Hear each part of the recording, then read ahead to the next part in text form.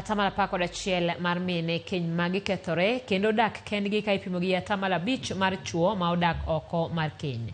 Ma oyange kinde nyasi mar dhialo ber mar familia ma otelie kod jaod jatend piny Kenya Mama Rachel Ruto. Migao mochung' ne rango ngima mar oganda ahinya to anyuola oyango ni gisechako tiyo kod riwruoge ma ok mag piny owacho e chiwo puonj ne jo Kenya mondo odwok piny kwan mar keny ma kethore kaka achiel kuom yore mag rito ngima nyithindo.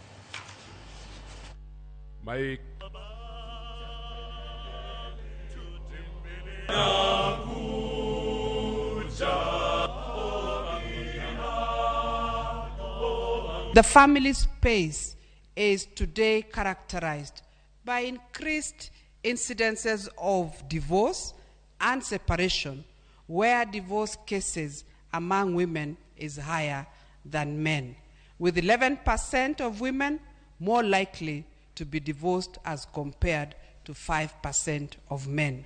Count ourselves blessed if we come from a functional family. Many families today are broken. Separation and divorce rates have increased and children are suffering from neglect and abuse, even within the family setup. Today's celebrations and the launch of the National Policy on Family Promotion and Protection is yet another show of commitment by the government to strengthening families